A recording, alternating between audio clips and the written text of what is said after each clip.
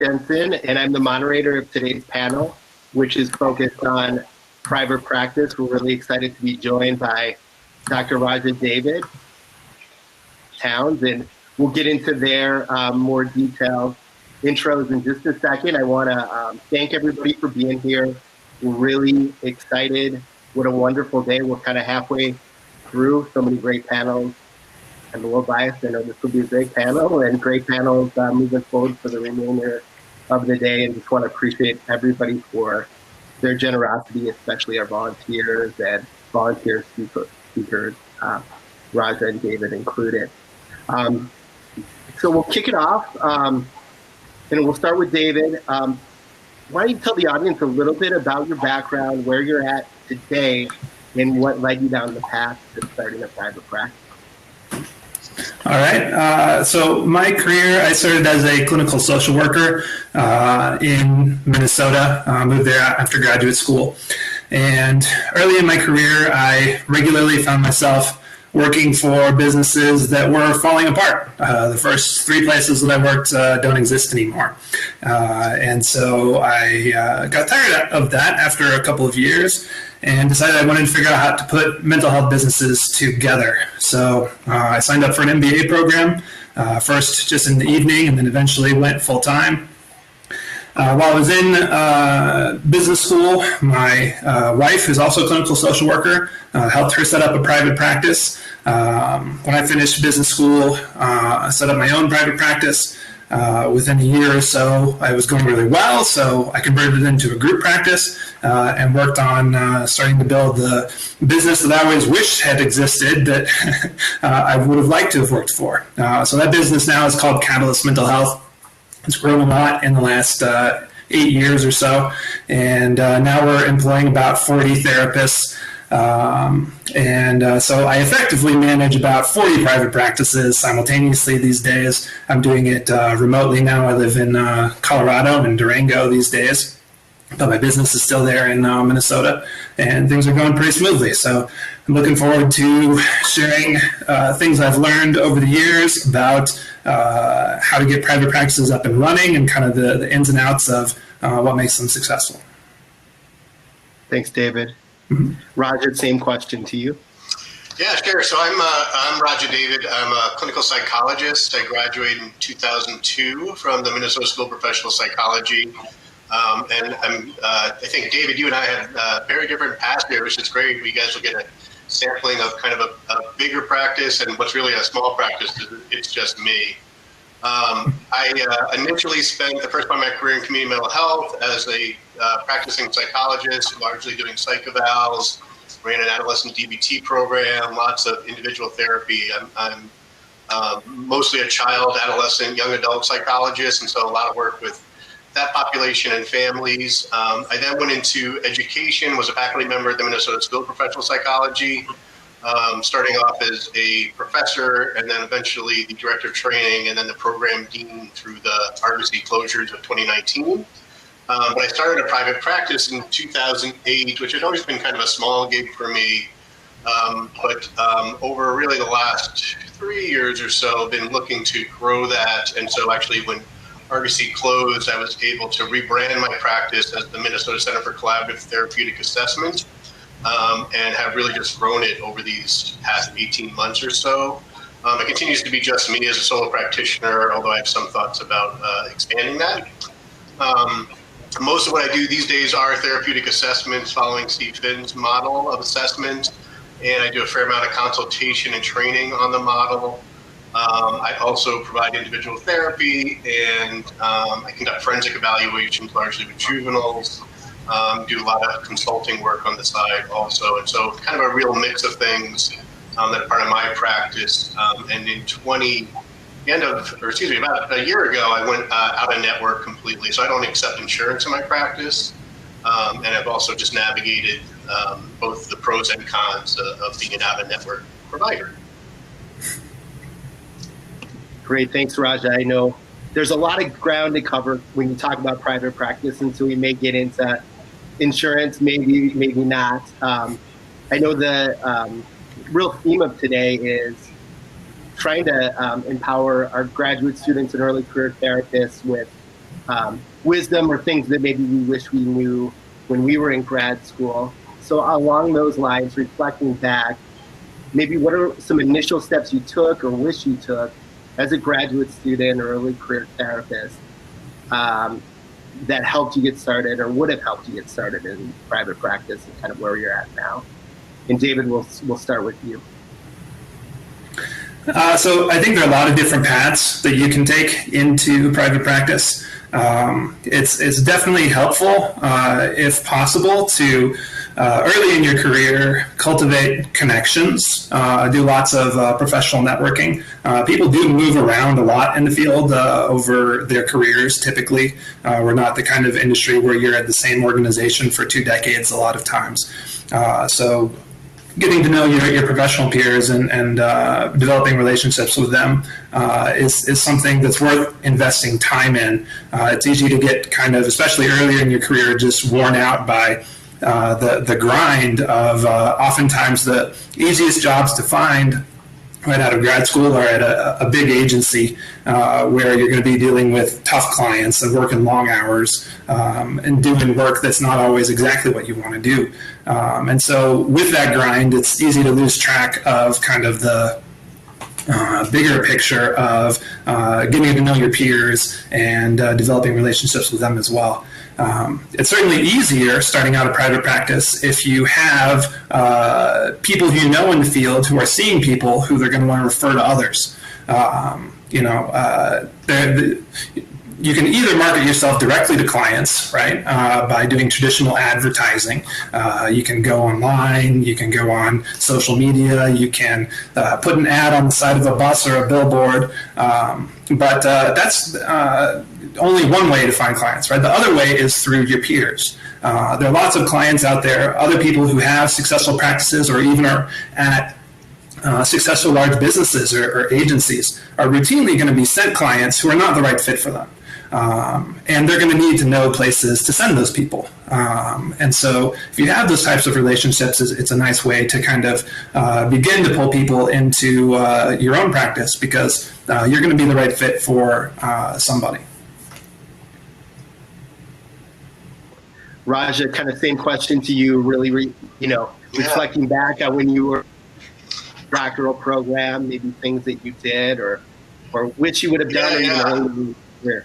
Well, I don't know if I knew I would be where I'm at now. Back then, I think I always knew I wanted to do a variety of things with my career. And so I feel blessed that I've been able to accomplish that. But David is spot on. This might be somewhat dependent on the geographic area in which you eventually practice. But I know certainly here in the Twin Cities of Minnesota, it's really not a very big mental health community. And there are quite a few providers. And word of mouth is really a huge way of getting referrals. And so whatever you can do to kind of connect to your community, wherever you're at, I think is huge. I didn't have any kind of exposure, certainly David, to some of the stuff you would have had in your MBA program related to, I think like how do you set up a business and form a corporation and how do you do your own accounting?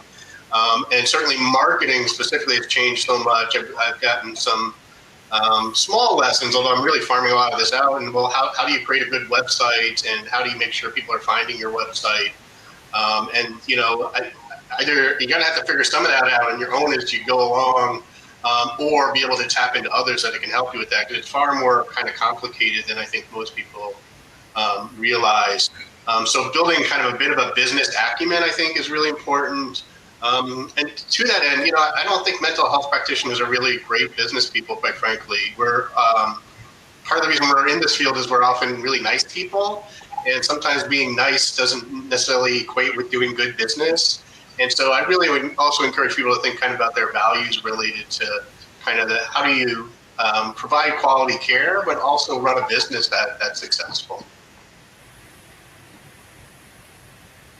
That's great. I think you both are really in agreement about that importance of networking and meeting people, important, good relationships with others in the profession and how much that really bears itself out.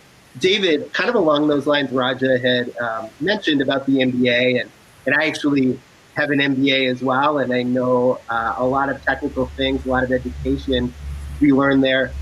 If you wouldn't mind sharing, maybe what are a few things that you learned, while receiving that MBA education, or just even in that process, that you think would be helpful for the audience to hear? Yeah, so I went to business school in part because I wasn't able to find somebody within the mental health field itself who I felt like I could hold up as an example of success to emulate. And so I thought, okay, I'll go to business school with the people who are wanting to be CEO of, Target or Wells Fargo or whatever, and see what lessons they have to apply.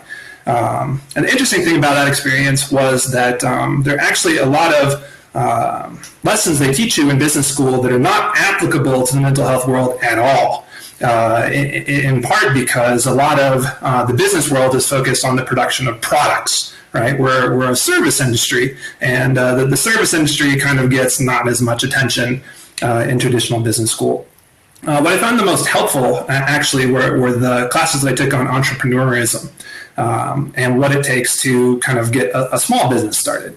And the most useful lesson there is that there really are no answers. As a small business, you're dealing in a complex environment where the majority of the variables are unknown. You don't have benchmarks for the industry that you can look at. You don't have, price quotes for what it costs to do this, that, and the other thing. So a lot of it actually comes down to experimentation. It's trial and error when you're starting a small business. And so you need to go out and do things, and you're kind of in the dark. I remember when I first started my practice, one of the things I did was I went around and tried to just introduce myself to as many other businesses in the area as I could, small, big, whatever.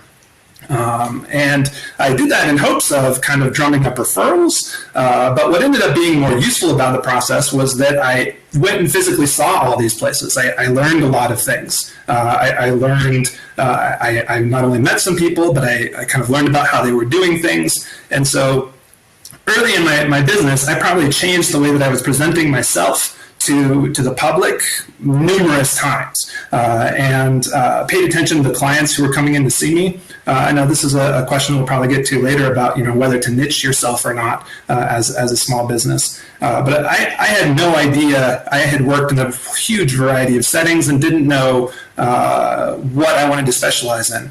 But what happens if you pay attention is that clients eventually end up putting you in a niche, even if you aren't in one already. And so if you notice who's coming through the door and you notice the things that they have in common and which clients are sticking with you longer than others, you can eventually start to see patterns and see, okay, this is where I'm having the most success. So that kind of, my biggest takeaway from business school was, don't try to find a book that has the answers in it. Rather, hit the streets and try some stuff. And pay attention to what happens, and then you can use that. As long as you're quick on your feet and learning quickly, which probably most people who have gone to graduate school are very good at doing, then you're going to be successful. David, I went to graduate school at Pacific Graduate School of Psychology in Palo Alto, and did my MBA at USF. And I think one of the things that I learned the most was kind of shifting that paradigm. Good clinical quality in grad school, we're really taught to get the diagnosis right and how to do the work right, to kind of shifting to providing good value to our clients. And I think, Raja, of you in doing therapeutic assessment, and there's something really deeply embedded in that value process that you work collaboratively with and the client, especially from the onset. And I'm curious, I don't know how much the audience knows about therapeutic assessment, and even about how you collaborate with the client to really determine value and sort of what they want from that. And there's something, I know it's not business related, but there's a business quality to that that's, I think, really important. I think that's really true, Eric. So for those of you that aren't familiar with the therapeutic assessment model, it's essentially a highly collaborative, individualized form of psychological assessment where we use tests to quickly gain empathy for our clients and help them build insights and change. And so in contrast to the traditional information gathering model of assessment, this model is designed to be therapeutic and produce client change. And so in that way, David, you had mentioned kind of that niche quality. I mean, I'm really doing niche work here in the Twin Cities. There are not many people doing this service. That's both a benefit and a challenge because, quite frankly, locally, even people don't have language or a schema for what is a therapeutic assessment, where most mental health practitioners, if you said, well, we're thinking about an ADHD evaluation for this client, they've got some schema of what that's going to look like. And so a lot of my marketing has also been educational marketing. I've gone out to private practices that are mostly master's level clinicians to kind of explain to them what I do and help them see potential value. But with clients specifically, this becomes part of it. And part of what I think, what they're paying for is really a high quality service that's really more tailored to their needs and is not really a kind of a cookie cutter kind of approach. And that's the benefit for me and for them of being out of network in that, yes, it's true, I'm charging more. And so I have to think about my own social justice values and how do I attend to populations that can't afford me. But for those that do, right, we can create a price structure where I can do the work in a way that's far more beneficial to them because I have time to think about them and I'm not feeling the pressure to bill and see clients over consecutive hours. And so that's a little bit of that value I think that clients are buying when they come to me. Again, I know not everyone can do that, but I think there's definitely, I think want to be thinking a little bit about that niche part. Here in the Twin Cities, Minnesota's the land of 10,000 lakes, and locally we sometimes joke it's the land of 10,000 therapists also. And when I was in education, I would tell students, you want to do what you want to do, but you want to be careful about not just being a generalist provider who works with adults who are just the worried well, because the reality is there's lots of those people out there, and it's a very competitive market. And so unless you're tapping into some niche area or you're placed geographically in an area where there's higher demand than there is supply relative to therapists, you're gonna be limited in some ways. Eric, I was going to jump in with one more thought that was kind of triggered by some of what Raj was saying, and that's that one of the other useful things I learned in business school is that you really shouldn't compare yourself to your peer businesses in the field because success, so to speak, as a private practice is very opaque. It's very difficult to look at somebody else's practice and compare yourself to them and say, am I doing better? Am I doing worse? Should I do the same things? And in part, that's because the resources that people have when they start a private practice are highly variable. I remember when I was in a marketing class in business school, we did some survey stuff. And one of the survey questions in the kind of demographics section was, what's your household income? And I was surprised that the average household income of people in my MBA marketing class was over $100,000 a year. Right? A lot of people go to business school because they already have money and they're looking to figure out how to use it. And a lot of people who start practices aren't necessarily doing it because they're trying to build their income from zero to something sustainable. There are a lot of people who start practices because they're already doing well and they're looking to just have an outlet or a hobby. And so there are a lot of ways that people go into private practice. And so you have to look at your own budget, your own resources, and figure out, okay, what do I want to accomplish with this, right? Do I need to figure out how to sign up with insurance companies? Can I go to doing private pay only, right? Do I need to have some other job on the side that's supporting me while I'm building up my private practice? There are a number of what I call enlightened group practices that will let you work for them, but also have a private practice on the side that you slowly develop. A lot of businesses don't like that kind of competition, but some do. Mine certainly does. We support that kind of thing. But you got to know what your own kind of timelines are and burn rates are for your resources to figure out how you're going to configure some of the basics of your practice. Can I just piggyback off of that, Eric, before you jump in? Because I think that's really great, David, because the other part there is thinking about what's the value of your work to you kind of intrinsically. You're in graduate school because you want to make a living at this, right? So you got to pay the bills. And we need to have an income. But I think you also want to think about, well, what values do I get out of the work? I honestly could make more money by seeing therapy clients back to back consecutively, but that would be draining for me and less rewarding than the work that I'm doing. And so I make that choice because I have a value around what's the work that I want to do. And so you want to be thinking about that part as well. Great. Thanks, Raja. Thanks, David. And Raja's last name is David, so that makes things pretty exciting and confusing. Maybe just tell the audience a little bit about what you personally love, because I think Raja, you really hit on it. What values you have, and what kind of keeps you going. What do you personally love about private practice, and maybe what are some of the headaches that you have, or would be helpful for the audience to hear about just some of the challenges? Sure. In full disclosure, coming out of the Argosy situation where upper administrators and beyond pulled the rug out from beneath myself and many other people that were all part of that tragedy, I love being my own boss. And, I obviously am following my board's rules, and I'm ensuring I'm staying up with practice, standards of practice in the field. But being able to kind of control how I do things and what I do and how much I do, I really am enjoying. And having created my own kind of thing, my own business, is also really enjoyable as well. So I really appreciate all of those parts, as well as, again, the flexibility. I mean, as I said earlier, when I got my doctorate, I always thought, I want to be able to do different things.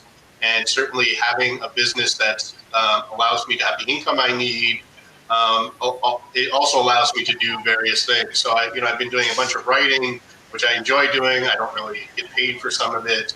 But if I was in a system where I had a billing requirement and was working 40 hours a week, that some of that stuff would just not be possible. So I really appreciate the independence and the opportunities.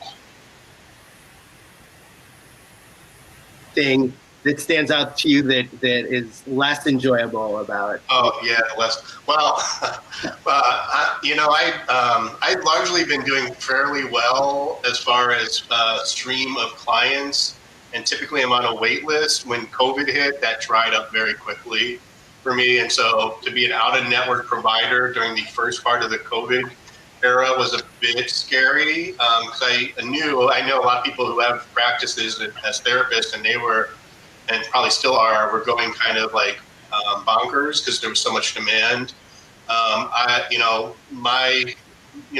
Overall assessment psychologist work, I think, dropped, and then being an out-of-network provider, people were being very careful with money. So that made me a bit nervous. And so, you do have to think about that ebb and flow of money, and even seasonally, I had to think about that. So it's definitely, if you need that stability of a kind of set monthly income, private practice takes some getting used to relative to that. But I don't see that as a major downside. The other one potentially that people talk about, of course, is being isolated. I have my own office, which is a small waiting room, but I am purposeful about getting together with people I know throughout the week to make sure I'm connected to both friends and other clinicians who are often friends as well, so I can stay connected to my people. Same question to you, David, kind of what you really like or love, and maybe some of the headaches from your perspective. Yeah, so I'm trying to, in my head, separate kind of the things I enjoy specifically about private practice versus kind of practice in general. I think that one of the interesting things about private practice is the diversity of clients that you see. This might just be a factor of my own kind of entry into private practice, where I presented myself as a generalist. And so the people who were signing up to come in had a wide variety of problems, and I was routinely intellectually stimulated by the complexity of things that were being thrown at me. And so that was something that I really valued. Whereas, when I had worked for kind of bigger groups, often the bigger group had a specific identity, and that identity wasn't my identity. Right. And so one of the fun things over time in a private practice is that you can really kind of craft your own specialty, right? That isn't about what your colleagues are doing. It's about the unique factors that are inside of you and your life experiences and your training that you're bringing to the situation. So that flexibility to craft your style and your brand, so to speak, is definitely rewarding. Downsides of private practice, I do think that there is a lot of pressure to figure out how to stabilize your paycheck when it's not unstable. So there's a lot of anxiety about, okay, even if things are going right now, like, what about next year, right? And some of that anxiety subsides over time. And so that's some good news that I can give people. Especially having watched the people in my bigger business, this is a recurrent pattern over time where the longer that you're established in private practice, the less of a challenge it becomes to fill up your caseload. And that's not only because you're getting increased organic word of mouth from the good work that you're doing, but the other thing that happens is that most people on their caseloads have a mix of kind of short-term, worried well type clients and clients with more chronic, long-term issues. And what happens if you have a practice established for more than 3 or 4 years, so the longer-term clients gradually start to bump out the shorter-term clients on your caseload. And so, if you look at the kind of mix of severity of clients for a long established practice, there tend to be more of the slightly longer term clients taking up space. And because those clients stick around longer and they have a deeper relationship with you, they show up more regularly, it becomes easier and easier to maintain a high caseload the longer your practice is established. So you just have to hang in there through the first couple of difficult years. Kind of moving on to I know we've touched on it a little bit already. In this, maybe even speak to this as it sort of varied throughout your career in private practice, but getting referrals and any recommendations. And David, you kind of touched on it in your statement, but to the audience on effectively building up a solid caseload. Raj, I'll start with you. Actually, can I punt to David? Because I think his answer is going to be much better than mine. My marketing path has been very different than most, I think. So, sure, David, if you're open to get punted to, I will. Sure. I think there are a lot of different strategies you can take to find clients. A lot of people have a question about participating in insurance company networks. I've seen people have success going both ways. I think that if you are not going to participate in insurance networks, that you have a little bit more startup work to do in terms of developing either a kind of let me back up for a moment. So there are 2 different places that you can find referrals, right? You can either find them from your peers or you can go directly to clients, right? So directly to clients is your kind of traditional marketing, figuring out how to, SEO maximize your website or do social media advertising, et cetera. As Raj mentioned, there's kind of a rabbit hole that you can go down there with trying to figure out how to optimize all those techniques. I generally don't recommend going that path unless you have a lot of patience and money that you can throw at it. With enough patience and enough money and time, you can figure out how to maximize that game. But that's not what I did for my business. If you look at my website for my business, it's still the same not very interesting website that I set up 8 years ago. I regularly get emails from web designers saying, your website is terrible. Please let me fix it for you so you can get more clients. And I always email them back and say, we have plenty of clients, so we don't need to fix it. Right, how did we find clients, right?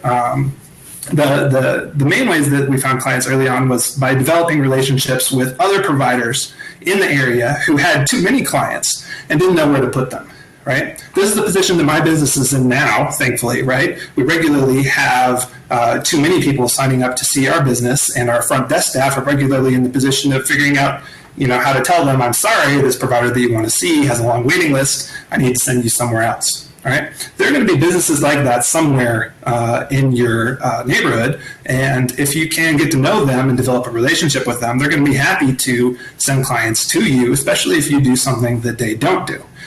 So I remember early on, my business kind of developed a relationship with the University of Minnesota. A lot of big towns have a college that goes through these huge waves of demand where come finals time, right, 1 million college students want to see a mental health therapist because they're freaking out. And there's no way that the university can serve all those people, so they need to send them somewhere. So, those types of business-to-business relationships mean a lot, especially early if you're not participating in an insurance network yet. There's kind of a challenge also with getting in with insurance networks. A lot of them these days don't want to sign up new businesses. But if you can demonstrate that there is enough demand for you and for your services, eventually the insurance company is going to offer you a contract because they're going to have people complaining to their customer service department that they want to see you and they can't get in. And so the trick, if you want to go the insurance route, which does make your life a lot easier in terms of finding clients, but also then you have to deal with the headaches of insurance billing and all the rules that they throw on you. But if you want to go that road, then there are ways to do it. You just have to figure out how to get enough clients asking to see you that the insurance company eventually relents and says, okay, yes, everybody in Minneapolis wants to see you, so we're going to have you join our network. Thanks, David. Thinking about graduate students, how can graduate students either market themselves or go about sort of beginning to build some of those connections that you all talked about in preparation in ways that might help them start a private practice? And Raja, I know you've worked with so many and mentored so many graduate students over time. Any words of wisdom there would be great. Well, ultimately, it's going to depend a little bit about if you're going to be landing professionally in the area where you're going to school and you're doing your practicum. But, those relationships you're building with practicum supervisors, with faculty members at your school, if you stay in that same geographical area, that's really your first marketing group, right? Those are the people that, if you've had a good relationship with them, a good connection with them, potentially are going to be referring to you once you do move out. And so, again, I would really encourage you to think carefully about those relationships and spend time building them as much as you can. Ultimately, if you're not going to be staying in that geographical area, you're going to have some new challenges, and you're probably going to wind up in a pathway kind of similar to what David was talking about. I think the two things I do want to mention that can be helpful for graduate students, and some of this you can tap into now, some of it you might not be able to, but there are a number of Facebook groups relative to what we're talking about that can be really helpful. Some specifically around building practices, some specifically around building practices out in network. There's a local one for the Twin Cities area really that I am involved with that's really active, and that's been a great resource for people to not only share referral sources, market themselves, but also learn from each other about business. And so I was never a big Facebook person, but when I was trying to build my business, I realized I have to be part of that community if I want to do that. And so I have stepped into that platform more, or at least I did last year. So I really encourage people to think about that as well. But then also just think about whatever unique opportunities in graduate school you can do to kind of make you stand out in some ways. I think it's just beneficial not only to internship for those of you that are doing a pre-doctoral internship, but postdoc and beyond. So, getting involved in professional organizations, getting involved in research, getting published, I think all of that potentially can go a long way for you when it comes to your marketing as well. And just to add to that quickly, I'd say if a group doesn't exist, feel free to start one yourself. Because, so early when I was launching my private practice, I launched a group that I called it Therapists Exchanging Business Ideas in the area around my practice, and met a couple of other people who were running small private practices.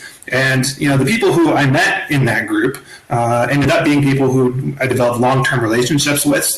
Two of them are now my business partners. And so just because you don't see the type of group that you want to join doesn't mean there aren't other people out there who would like to be doing that kind of stuff. And so, join a group. Clinical consultation groups are another good way to build up referral networks. When you're sharing cases and people are getting to listen to your clinical insights, they pay attention when they hear something that impresses them. They think, "Ooh, next time I have that, I'm going to send it to that guy or that girl or whoever it is." That type of reputation building really accumulates over time. David, I know Dr. Michele Haley put a Facebook group for therapists in the chat for those in the audience looking to join one of those groups that Raja identified.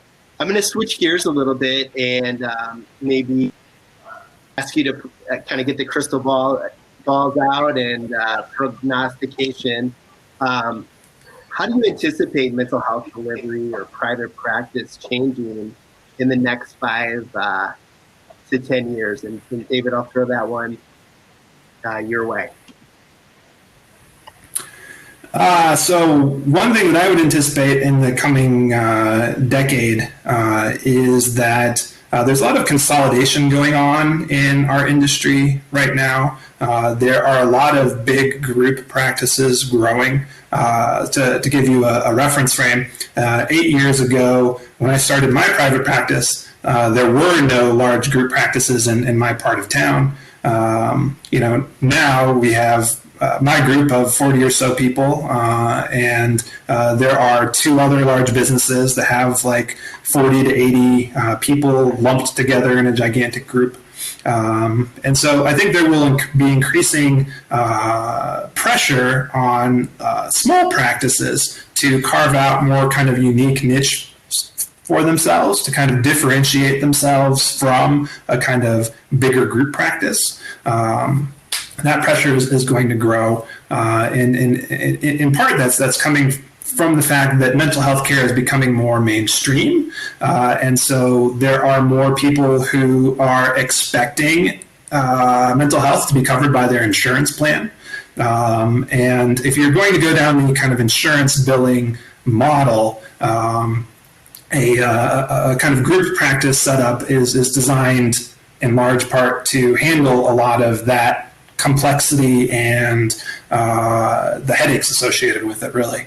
And so those people who do want to be on their own and just have their own office somewhere, I think you're going to need to go down the road a lot like what Raj has been doing. That's a good setup if that's your objective for kind of the next 10 years. Yeah, I would did all of that. I think, David, I guess the other 2 things, I think demand's going to just keep growing.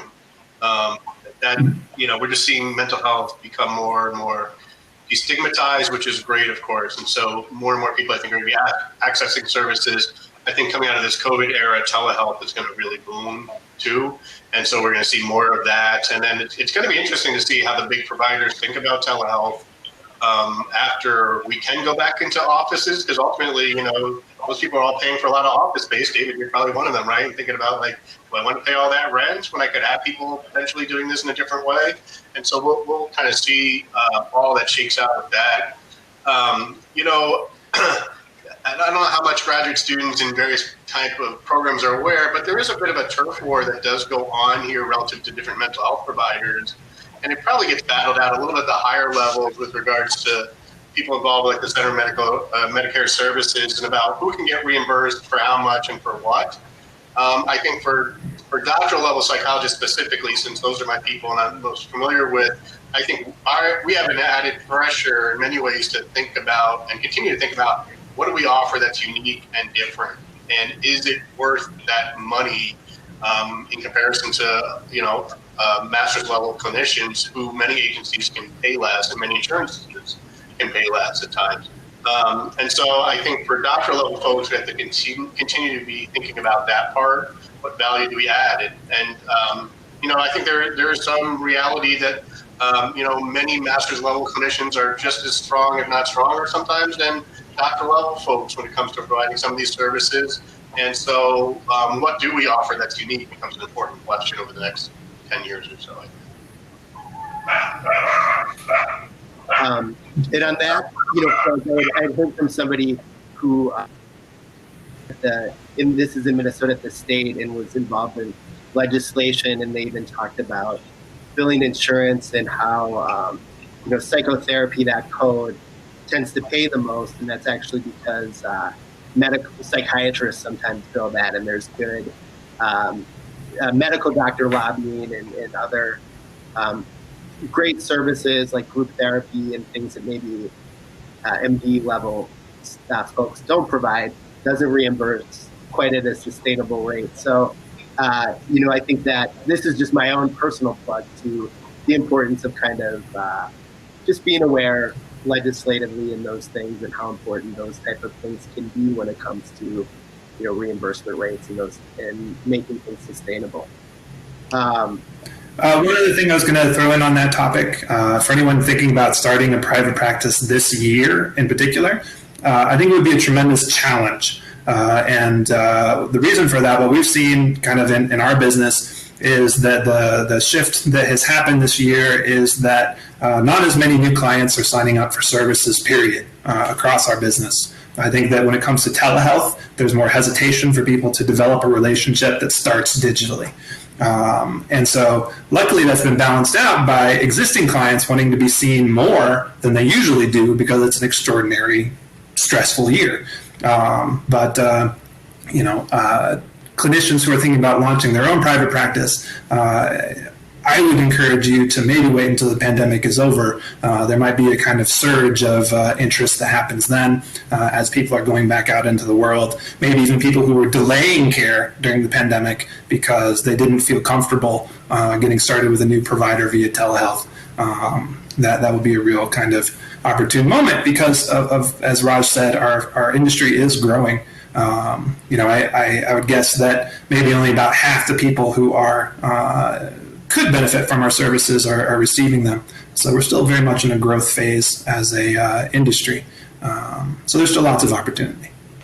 And staying there a little bit, just kind of practically, how has COVID, in the pandemic impacted the way that you are practicing, or the group, in your case, David, is practicing and delivering care? And maybe a second question to that is, what maybe have been lessons learned over that period of time that you think will be helpful for your practice kind of moving forward?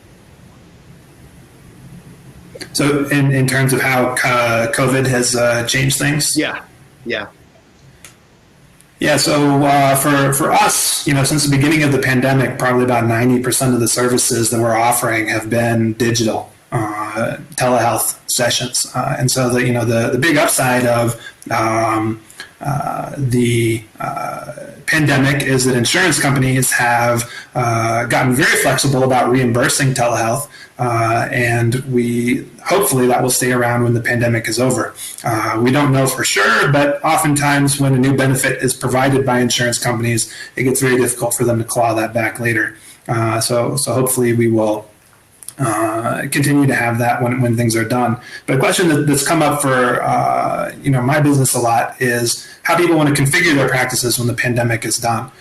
We have people asking about hybrid practices where they're providing a portion of their practice dedicated to telehealth work, maybe so that they can go on fun vacations and do a couple of sessions from Hawaii, right, while on Thursdays and Fridays. But the rest of the week they want to be in office, right? And so figuring out how to carve up their time between digital work and in-person work is a question that's on a lot of people's minds for what's going to happen when the pandemic is done, because all those options just weren't there before. So it'll be interesting to see how all that plays out. Yeah, I would say it's actually gotten better than I would expect it. As a testing psychologist, there's certain tests we still can't do virtually.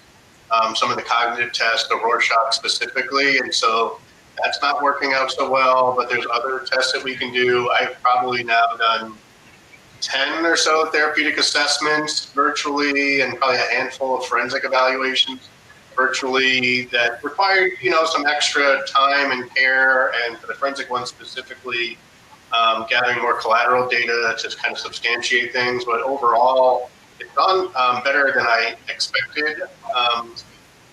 Kind of to David's point, I had some clients that did drop out therapy clients that were like, this is not quite working. And they were largely in a place where they could do that. But conversely, I had other clients who have been really rattled by what's going on and have up their care. So it's been a real mix there. I think one of the harder parts is more the clinician fatigue relative to sitting in that chair like that and Zoom, and what that drain is on our brains. The other thing that will be interesting to see what happens after COVID is what happens with licensing laws. And so, right now, telehealth service is considered to be rendered wherever the client is. And so that means that whatever state you decide to get licensed in kind of provides the nexus of your practice in a digital practice world. But that doesn't mean that you have to be physically located there. So for my business at the moment, we have 3 providers who are providing services in Minnesota because they started out living there and they still have their license there. But since then, for whatever life circumstances, they've had to move somewhere else. And so we have somebody in North Carolina, somebody in Massachusetts, and somebody in Seattle, all continuing to provide services to their clients in Minnesota, but now they're physically located somewhere else. And so that kind of, what state you're licensed in doesn't have to be where you're physically living, is a kind of whole new era for people to explore as well. That's great. Thank you. Wouldn't have necessarily been the case a year or two ago, that's for sure. Well, we're pretty much at our time, and this has been wonderful, and thank you both so much for your generosity. Anything that we didn't touch on that you feel like you want to make sure the audience gets before we end? My last comment would be on the subject of whether to niche yourself as a practitioner. I would say that my experience is that there is an incredible diversity of clients in the world, and some subset of that clients is going to be a perfect match for you and your own idiosyncrasies, whatever those are. And so some people already know what those are when they enter into practice. And if you're that kind of person who, woke up when you were 5 and knew exactly what you wanted to do in life, you should lean into that and do that, whatever it is. If, however, you're the kind of person who has always been kind of straddling multiple disciplines and, wasn't sure what you wanted to major in and that kind of stuff, that's okay. Don't force yourself into a hole that you don't fit in. Rather, just kind of put yourself out there as a generalist, listen to what clients are saying they like about you, and then use that to navigate yourself to, find your way to whatever your specialty is. Because you have one, even if you haven't discovered it yet. I guess my only last thought would be, do the best you can to get the most you can out of your graduate experience, and don't forget that your education doesn't end after you graduate. There's all sorts of ways to keep building skills and build yourself so that you can be the clinician you want to be.